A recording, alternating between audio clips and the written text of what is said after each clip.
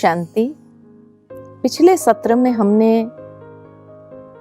दादा लेखराज के जीवन के अलौकिक अनुभव को देखा कि किस तरह से पहले विष्णु चतुर्भुज का दिव्य साक्षात्कार हुआ, फिर महाविनाश का परिवर्तन का साक्षात्कार हुआ, स्वर्ग का साक्षात्कार हुआ और आत्म अनुभव हुआ। लेकिन उसके बाद कराची से फिर वो बंबई कुछ कार्य अर्थ आए, तो बंबई में उनका मकान जो था बबुलनाथ मंदिर के एकदम सामने सतगुरु सदन में, और बबुलनाथ मंदिर से रोज एक पंडित आते थे गीता का पाठ सुनाने के लिए सुबह सुबह। तो जैसे ही सारा परिवार बैठ करके गीता ज्ञान सुन रहे थे कि अचानक पिताश्री जी को कुछ पुल हुआ और वो वहां से उठे और उठ करके अपने कमरे में गए, जो बहुत ही असाधारण था। तो उनके बड़े बेटे की बहू भी पीछे पीछे गई, तो उसने जो दृश्य देखा जिसका वर्णन करके वो हमेशा सुनाते थे कि पिताश्री जी अपने पलंग पर, अपने चारपाई पर पैर पैर के ऊपर चढ़ा करके अर्ध पद्मासन में बैठे थे और जैसे ध्यान मग्न थे, आंखें बंद थी। ये दृश्य देख करके उनके बहू सामने जाकर के बैठ गई। उनको भी पिताश्री जी के व्यक्तित्व में एक आकर्षण महसूस हुआ, जो वो खींची हुई वहां जाकर के नीचे बैठ गई। और जैसे ही सामने बैठी तो धीरे धीरे पिताश्री जी की आंखें जो बंद थी वो खुली और उनके आंखों से एक तेजोमय लाल प्रकाश जो सारे कमरे को प्रकाशित कर रहा था, इतना प्रकाश था, उतना तेज था चेहरे पर, देखती रही। उसके बाद जैसे उनके मुख से एक आकाशवाणी हो रही हो, इसी तरह आकाशवाणी हुई कि निजानंद स्वरूपम शिवोहम शिवोहम, प्रकाश स्वरूपम शिवोहम शिवोहम, ज्ञान स्वरूपम शिवोहम शिवोहम। और ये 3 महावाक्य उच्चारण होने के बाद धीरे धीरे पिताश्री जी के नैन बंद हुए और वो प्रकाश जैसे लुप्त हो गया। उसके बाद पिताश्री जी अपने स्वाभाविक स्थिति में आए और आते ही उनके मुख से यही आवाज निकला, कहां गया वो प्रकाश, कहां गया वो प्रकाश। बहू ने पूछा, पिताश्री जी आपको क्या अनुभव हो रहा है? तब उन्होंने कहा, एक बहुत तेजोमय प्रकाश था, हजारों सूर्य से तेजोमय प्रकाश, और वो प्रकाश मेरे सामने आकर के ऐसा महसूस हुआ कि जैसे मेरे भीतर आकर के कुछ उच्चारण करके गए। तब बहू ने सुनाया कि 3 महावाक्य मैंने सुने आपके मुख कमल से, और ये था परमात्मा का सबसे प्रथम अवतरण, पर काया प्रवेश एक साधारण मनुष्य तन में। और वो परमेश्वर ने अपना परिचय दिया कि मैं निज आनंद स्वरूप, मैं शिव हूं, मैं शिव हूं, मैं प्रकाश स्वरूप, मैं शिव हूं, मैं शिव हूं, और मैं ज्ञान स्वरूप, मैं शिव हूं, मैं शिव हूं। ये प्रथम अवतरण था और प्रथम परिचय ईश्वर ने अपना दिया। उसके बाद पिताश्री जी जैसे कई बार ध्यान मग्न स्थिति में जाने लगे और हर बार वो तेजोमय प्रकाश आकर के कोई न कोई महावाक्य उच्चारण करके जाते थे। जैसे ही वो परमात्मा का अवतरण होता था तो सारे घर में एक चुंबकीय आकर्षण फैल जाता था। हर एक को महसूस होता था कि दादा के कमरे में कुछ हो रहा है।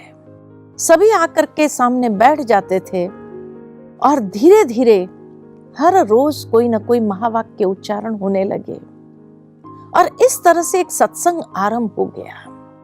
परिवार वाले ही वो सत्संग करते थे और जैसे ही बैठते थे तो एक दिव्य अलौकिक अनुभव करते थे।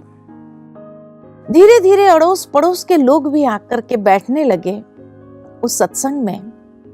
और इस सत्संग की विशेषता ये थी कि जब पिताश्री जी ओम की ध्वनि लगाते थे और उस ओम की ध्वनि में ही जो भी सामने बैठे होते थे वो भी साक्षात्कार में चले जाते थे।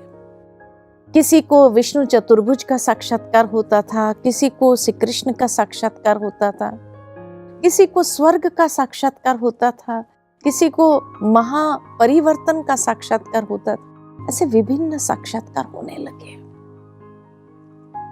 धीरे धीरे वो आवाज समाज में फैलने लगा कि दादा के सत्संग में जो भी जाता है उन्हें बहुत दिव्य अलौकिक अनुभव होता है। और धीरे धीरे समाज के लोग भी आने लगे और वो सत्संग बढ़ता गया। दिव्य अनुभव करते रहे लोग और आखिर एक समय ऐसा आया कि कमरा छोटा पड़ गया। कमरे से बाहर जो आंगन था, आंगन छोटा पड़ गया। इतने लोग आते रहे, लेकिन जहां इतने लोग सहजता से आते गए, फिर धीरे धीरे परीक्षा का दौर भी शुरू हुआ कि परिवार वालों ने जब ये जाना कि वहां जा रहे हैं सत्संग में और बस उन्हें कोई सूझबूझ नहीं रहती है, कब काम खत्म करे और जल्दी जाए सत्संग में, कब काम खत्म करे जल्दी जाए सत्संग में, क्योंकि उसी सत्संग में तो ये दिव्य अनुभव होता था। तो इसीलिए सबको जैसे एक आकर्षण होती थी। तो धीरे धीरे परिवार वालों को जब पता चलने लगा तो परिवार वालों ने रोक लगाना शुरू किया। कोई जरूरत नहीं है रोज रोज सत्संग में जाने की। फिर जब वो अनुभव सुनाते थे, हमको श्री कृष्ण का दर्शन होने लगा, रोज हम श्री कृष्ण का दर्शन करते हैं, तो फिर वहां के पेपरों में आ गया कि दादा कोई जादू करते हैं, लोगों को ईश्वर का दर्शन कराते हैं और इस तरह से अपने तरफ खींच रहे हैं। मीडिया में आ गया, न्यूज़पेपर्स में आ गया। और उसके बाद जब बहुत लोग आने लगे तो नेचुरल है कि फिर उस परीक्षा में ऐसी रोक लगाना शुरू किया। परिवार वालों ने जो भी सदस्य जाते थे वहां सत्संग में उनको रोकना शुरू किया। विशेषकर माताएं बहनें फ्री होती थी उस समय घरों में। पुरुष तो सभी व्यापार में चले जाते थे, तो नेचुरल है माताएं ही आती थी ज्यादातर। तो इसीलिए माताओं को रोकना शुरू किया, कन्याओं को रोकना शुरू किया। लेकिन परमात्मा ने यह दिव्य कार्य जो आरंभ किया, उसमें पिताश्री जी को एक विजन दिया कि नई दुनिया की सर्जना के लिए आपको निमित्त बनना है।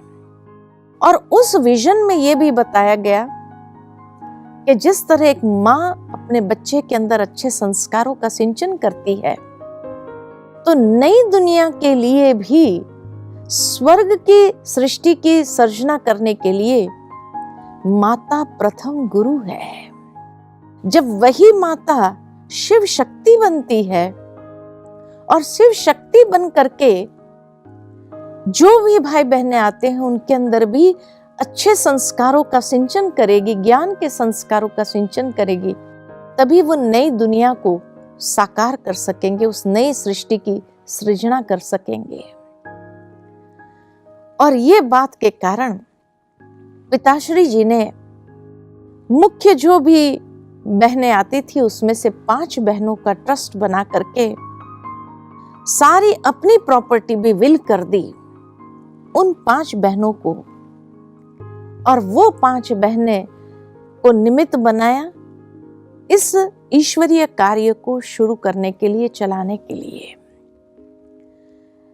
पिताश्री जी ने सोचा कि अगर दैवी दुनिया बनानी है और अच्छे संस्कारों का सिंचन करना हो, ताकि आने वाले समय में वही नींव पक्की हो जाएगी जो नए संसार के सर्जन के लिए वो नींव का कार्य करे, तो उसके लिए तो एक छोटे बच्चों की स्कूल खोलनी चाहिए। और जब तक बच्चों में ये संस्कार नहीं जाएंगे, तब तक वो आने वाले भविष्य की नींव कैसे बनेंगे। पिताश्री जी ने एक मकान बनाया ही था बोर्डिंग स्कूल के हिसाब से कराची में। तो हैदराबाद सिंध से कराची गए और उस बोर्डिंग स्कूल को शुरू किया। जो भी माताएं बहनें आती थी तो उन्हें कहा कि आप अपने परिवार वालों से स्वीकृति लेकर के आइए, अपने बच्चों को उस बोर्डिंग स्कूल में अगर डलवाना है तो जहां उन्हें आध्यात्मिक शिक्षाएं प्राप्त होगी और वो नए संसार के लिए एक नींव बनेंगे, आने वाले भविष्य के लिए नींव बनेंगे। कई माताओं बहनों ने अपने बच्चों को इस बोर्डिंग स्कूल में डाला। छोटे छोटे बच्चे आने लगे। कुछ माताएं जिनको सहज स्वीकृति मिल गई परिवार वालों से, तो वो इन बच्चों की संभाल के लिए वहां रहने लगे। और ये बोर्डिंग स्कूल जो शुरू हुआ 1937 में दिवाली के दिन। और दिवाली के दिन जब ये स्कूल शुरू हुई तो वहां दुनिया की पढ़ाई के साथ साथ उन्हें आध्यात्मिक पढ़ाई भी पढ़ाई जाने लगी। आध्यात्मिक पढ़ाई में ईश्वरीय ज्ञान, सहज राजयोग, ध्यान, दिव्य गुणों की धारणा और जीवन को श्रेष्ठ दिशा में कैसे ले जाना है, उसकी शिक्षाएं प्राप्त होने लगी। बहुत सुंदर तरीके से पिताश्री जी ज्ञान की बातों को सुनाते थे, ज्ञान के मधुर महावाक्य को सुनाते थे और धीरे धीरे उन बच्चों के अंदर एक बहुत दिव्य और अलौकिक संस्कार जागृत होने लगे। तो उस बोर्डिंग स्कूल के अंदर काफी बच्चे धीरे धीरे आने लगे, पढ़ने लगे, आध्यात्मिकता के संस्कार उनके जागृत करने लगे, बहुत अच्छी शिक्षाएं उनको प्राप्त होने लगी। लेकिन इसी बीच पार्टीशन का समय भी आ गया और जब हिंदुस्तान पाकिस्तान का पार्टीशन होने लगा 1937 से लेकर के 1945-46 तक तो वहां रहे। और जैसे ही पार्टीशन शुरू हुआ तो उस समय वो बच्चों को सुरक्षित रखना जैसे पिताश्री जी की जिम्मेवारी हो गई। उन बच्चों के माता पिता तो धीरे धीरे वहां से भागने लगे। कोई कहाँ गए, कोई भारत आए, कोई विदेशों में चले गए, कोई अपने बच्चों को लेने तक नहीं आए। तो पिताश्री जी की जिम्मेवारी हो गई। पिताश्री जी ने लोकल अथॉरिटी वालों से बात किया, कलेक्टर आदि से बात किया कि मेरे पास करीबन 350 बच्चे हैं और ये 350 बच्चों को खाना पीना पहनना सब कुछ व्यवस्थित, कोई प्रकार की उन्हें तकलीफ नहीं होनी चाहिए। लोकल अथॉरिटी ने भी सपोर्ट दिया और धीरे धीरे देखा गया कि उन्हें बहुत सुरक्षित रखा गया। घर बैठे उन्हें उनके लिए अनाज या सब्जी, दूध आदि पहुंचाया गया और 1950 तक वो वहां रहे। 1950 में पिताश्री जी को एक दिव्य संदेश प्राप्त हुआ परमात्मा का कि भारत अविनाशी भूमि है और भारत ही आने वाले समय में आध्यात्मिक रोशनी फैलाने का स्थान बनेगा, एक ऐसा लाइट हाउस संसार के लिए बनेगा जहां से आध्यात्मिकता का प्रकाश फैलेगा। इसलिए अब यहां से भारत जाना है।